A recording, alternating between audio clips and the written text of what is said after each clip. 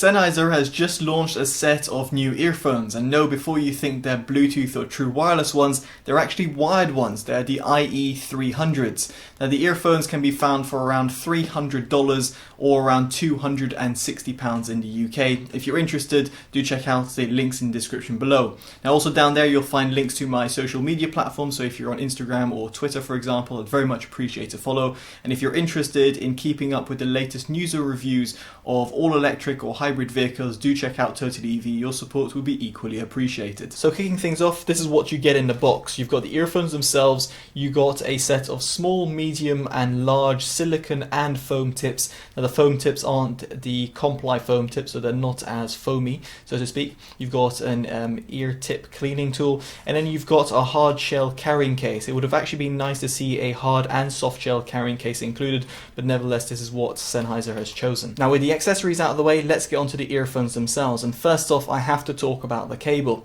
The reason why is because while the cable is nice in terms of its design and also is pretty tangle free, it has no inline microphone, and yes I know it's an audiophile device, but it still would be nice to either see it as an accessory or included by default, and furthermore also attracts, and more fundamentally should I say, cable noise and therefore microphonics, so therefore if anything brushes against this cable it kind of goes straight to your ears. And this is even worse when the actual design and the housing of the earphone also attracts noise, which isn't something I normally point out because I don't really experience that, but unfortunately that was the case. If you wear a beanie or if you were to accidentally brush your fingers across the housing of the earphones, this directly goes into your ears, which is really not good and something that I was not expecting when I was coming into this review. Now on the plus side, the earphones are very lightweight and very comfortable. They're around 4 grams each. They also have an MMCX connector, which makes it good if you want to replace the cable, and there's a red ring around the right side earbuds, making it easy to know which one is right and left by just quickly glancing at them.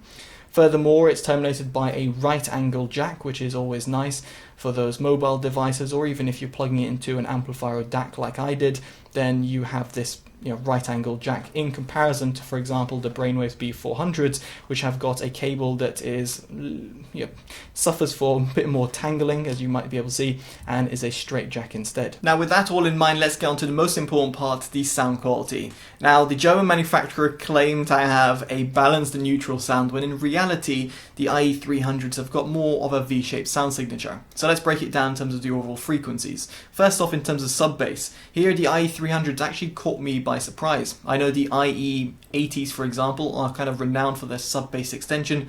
I just wasn't expecting the IE300s to have that same sort of sub bass extension.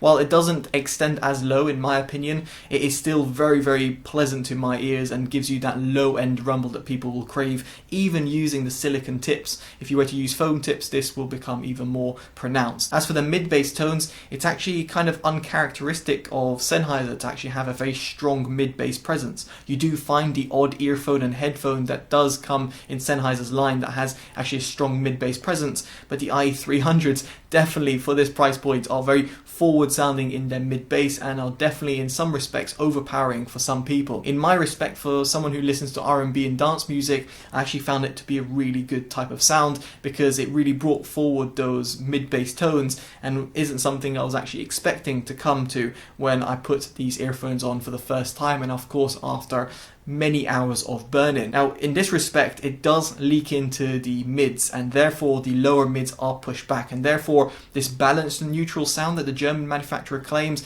isn't really achieved because the mid bass is pretty present and therefore the lower mids take a hit and are recessed and pushed back. That's not to say they're not accurate sounding, they are very much accurate sounding, and of course you could EQ it, but just from my experience, I just found the lower mids were just pushed back. On the plus side, the upper mids are absolutely fantastic. I found them to be really flawless and had nothing really to complain about. And that's actually due to the overall kind of treble response and kind of the V-shaped sound signature. If you really do imagine like a V-shaped sort of frequency graph, it is really in that respect where it gets to the upper mids and to the highs where you've got this fantastic top end extension. It's worth bearing in mind that here that if you are going to be listening to these at higher volumes, or if you're someone who has got sensitive ears, you might actually find these a touch harsh or a little bit touch sibilant. It's not to say that they are, it's just that it's worth bearing in mind that for those people who are accustomed to other earphones that potentially roll off at the top end or just sound a little bit smoother at the top end,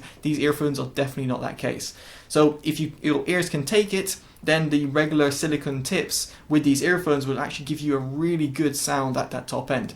If, however, you do feel it's a little bit harsh, pop on the foam tips and you'll get yourself that little top end kind of rolled off at the top end, and therefore make it a little bit, well, easier to listen to, specifically for longer periods of listening or at louder volumes. I never recommend loud volumes, but just in case, your hearing might be different from mine. Now, as for the Soundstage, I found this quite an intriguing one because the Soundstage is a little bit intimate. It's not as wide and as deep as, let's say, the IE80s or the likes of the Sennheiser Momentum True Wireless 2 or other earphones out there, such as from Brainwaves, the B400 earphones, or even some other earphones which have just got a larger casing.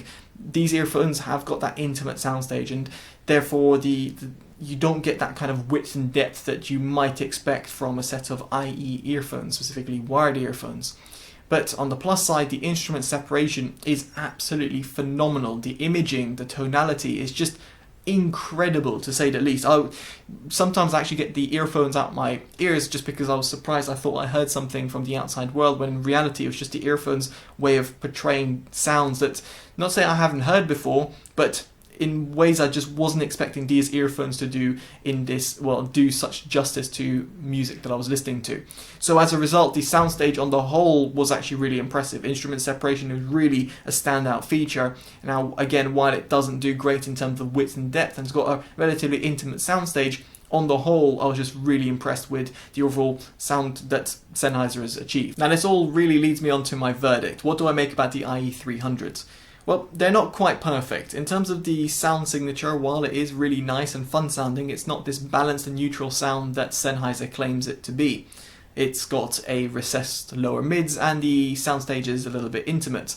As for the design of the earphones, the cable could have been a bit better thought out. There's also no remote or inline microphone that comes included in the package, and one might have expected that at this price point, specifically with earphones with removable cables. The housing of the earphones as well attracts a little bit of extra noise, and seems to be a little bit odd that Sennheiser have kind of overlooked this. But on the plus side, the housing itself is very lightweight. The cable is, well, useful because it's a cable design. It's not relying on Bluetooth technology, and therefore getting you the utmost sound quality from these drivers.